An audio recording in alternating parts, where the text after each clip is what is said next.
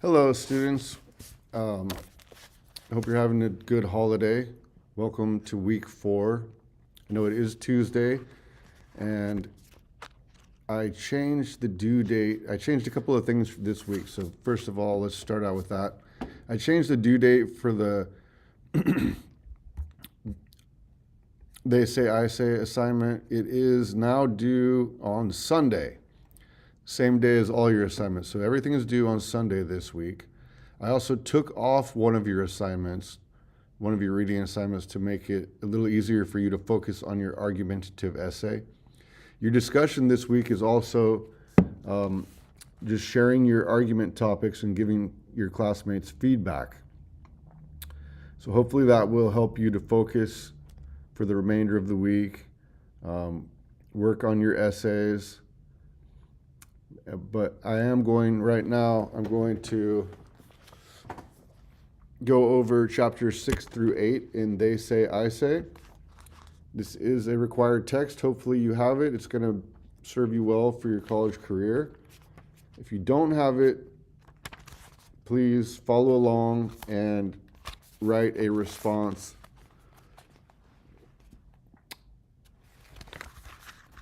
Chapter 6, Skeptics May Object. Planting a naysayer in your text. One of the reasons why this chapter is super important, well, it's going to strengthen your argument. There's a few reasons. First, it's going to strengthen your argument. It's going to give you something to push back against. It is going to flesh out your idea, showing the other side.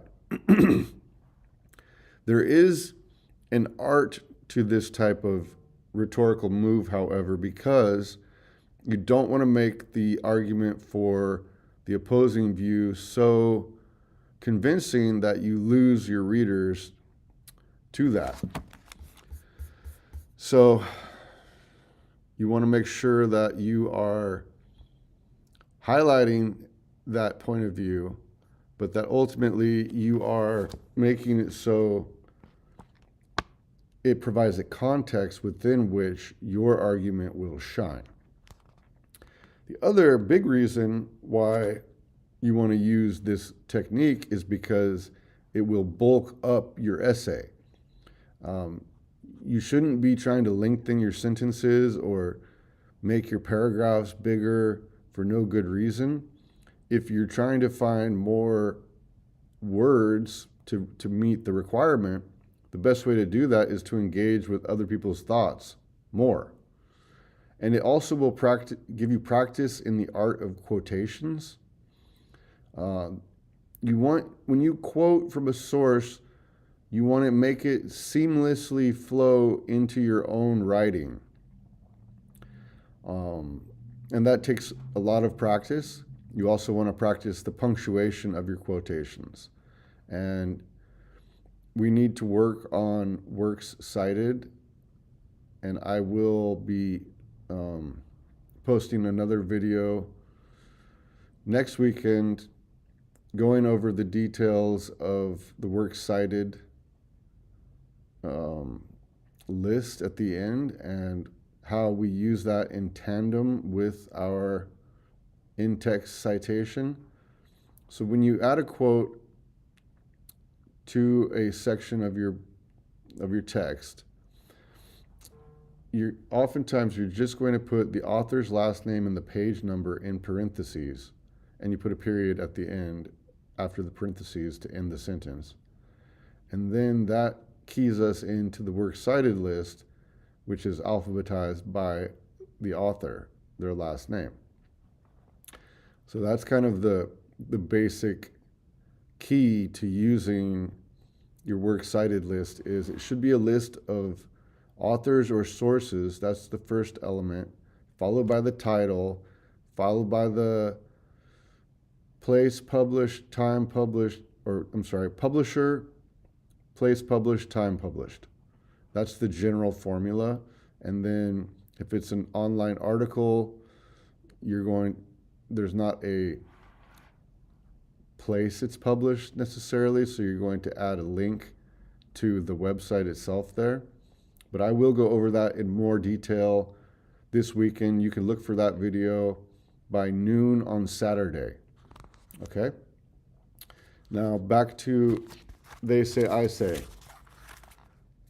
My daughter came up with a really cute little song because she sees this book all the time. I'm going to record that for you at some point, and I'll share that with you. It's adorable. But this chapter is all about how we can use criticisms to our advantage and anticipate the objections.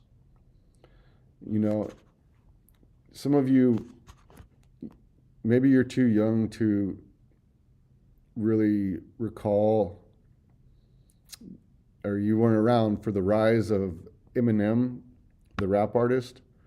But one of the things, when Eminem entered into the hip hop world, it was pretty controversial. And part of the way that he did succeed as a rapper was he would insult himself before other people could. So he took all the power away from their criticisms of him. He knew what his flaws and faults were, and so he would caricature those things about himself. And that's kind of the rhetorical move you're going to make here in your essay, is you're going to know what the objections are, right? So I'm trying to think of some examples. Okay, so for example, there was an essay about the power of listening to music, which was really good. It was a really good essay. But one of the things that could have made it even stronger was to, chapter 6, plant a naysayer. Now, this student was writing about the benefits of music as therapy, as motivation, as connection, and their points were all valid, but they could have done the rhetorical strategy of they say, I say, by planting a naysayer to say something like, some people accuse music of being a bad influence on the youth. They've even gone so far as to blame the first mass high school shooting at Columbine on the music of Marilyn Manson.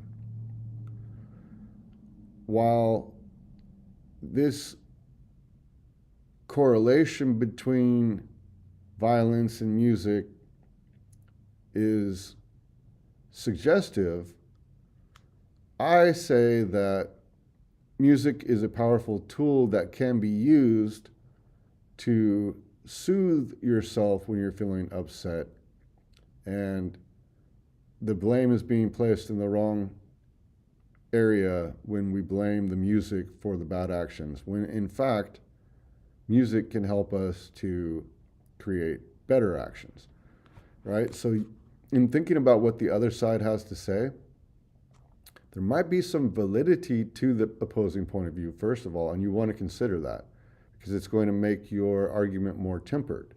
So if, for example, you were to say, music is powerful and it can be used for good or destructive ends. If somebody is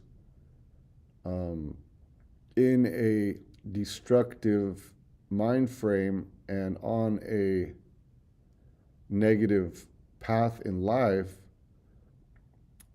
music that has violence in it might only enhance their negativity. However, music can be used by anyone to balance out their life, to provide them with soothing comfort and communion and energy or whatever it is they might want to use. So it is a tool that can be used for achieving certain ends, and blaming music for the actions of sociopaths is like blaming a car for a car accident. Anything that's powerful has potentially destructive effects. So that would be a more well-rounded argument, and it would give you more things to discuss in your essay. So when you are making your argumentative essay, you're going to be using facts to argue your point of view, and that means that you need to rely upon your sources to make your arguments for you, which really means the quality of your research is going to be very important. Let's see. Now, that doesn't mean that every objection, you don't need to mention every opposing point of view. On page 91, at the bottom of page 91, in a section entitled Represent Objections Fairly, the authors state, there will always be certain objections to be sure that you believe you do not deserve to be represented. And that's because, that not every reasoning is valid, and you don't need to entertain every opposing point of view. So it's up to you to choose which opposing point of views you do consider. And you want to choose the quality arguments out of the opposing view. On the next page, in the section entitled Answer Objections, the book discusses the unintentional effect of convincing your readers of the oppositional point of view, and that part of the way that you can mitigate that possibility is by, on page 93, often the best way to overcome an objection is not to try to refute it completely, but to agree with part of it while challenging only the part you dispute. So this is where you're going to use that structure of yes, but, or yes, no, where you agree and disagree. So if you find some part of their argument that you agree with and then object to the part that you disagree with, it will come across as more reasonable than if you're simply dismissing them entirely. All right, so that's all I wanted you to get from chapter 6. Chapter 7, in my experience, some of you did a great job of that in your expository essays. And you don't have to always use a personal story, but personal stories do, as the subtitle says, energize your argument. And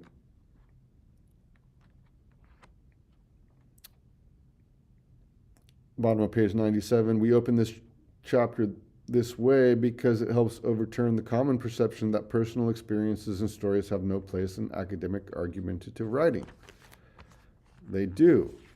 You are a person, you can share personal stories, and in fact, if that helps the reader to understand your passion for the subject, well, then that is going to be a positive effect.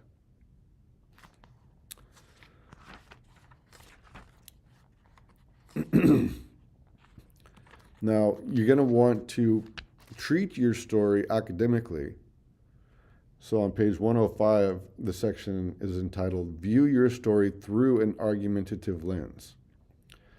So you're trying to use your story not for entertainment purposes, but because it can energize your argument.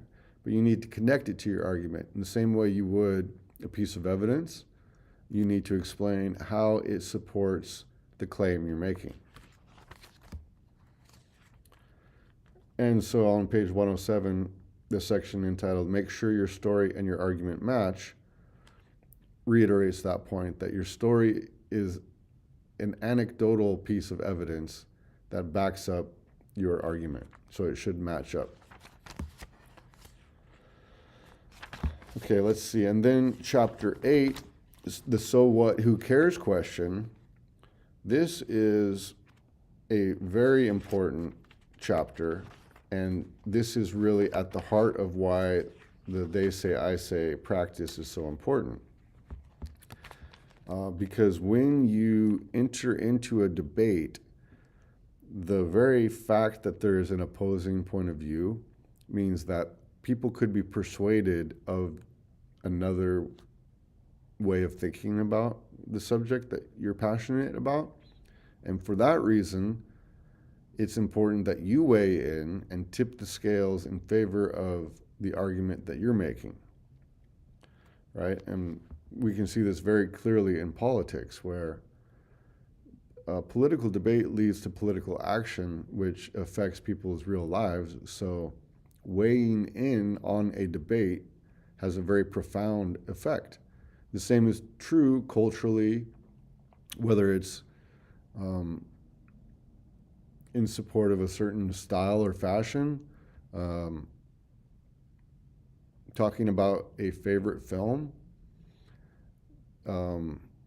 discussing food styles, even saying which team is going to do better.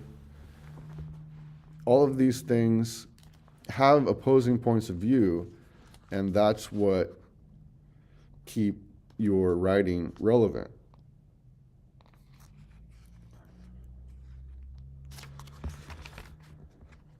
So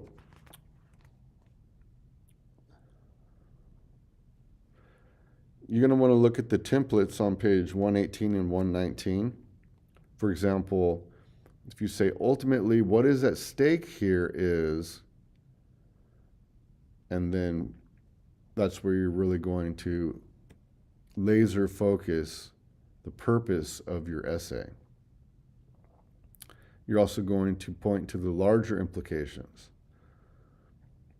right? So perhaps back to that music essay, ultimately what is at stake here is people's mental health in understanding how to use music effectively to be a form of therapy, to create a form of communion, etc.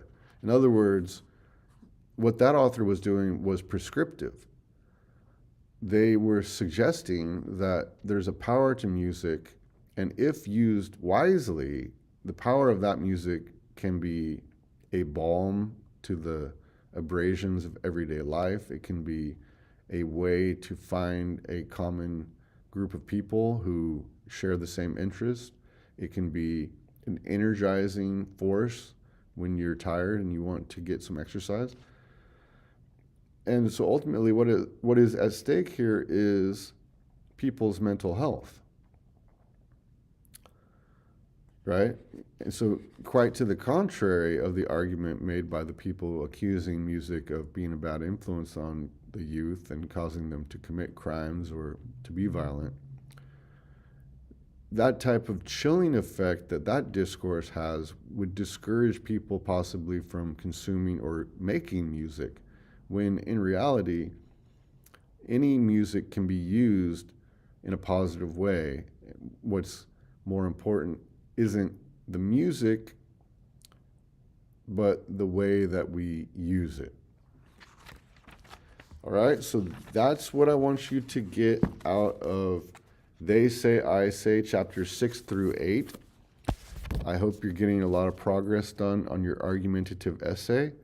Please do email me with any and all questions. I will respond to you as quickly as possible.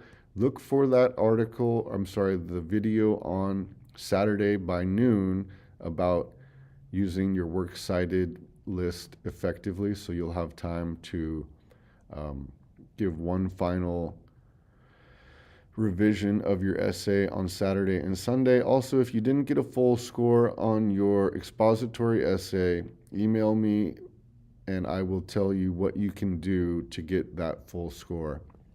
If you got any zeros on any assignment so far, turn something in. Show me that you're reading the book, show me that you're reflecting on the ideas, so you can get some points better than no points. All right. Happy writing. Looking forward to seeing you soon. I will have office hours tonight from 6 to 6:45. I'll post an announcement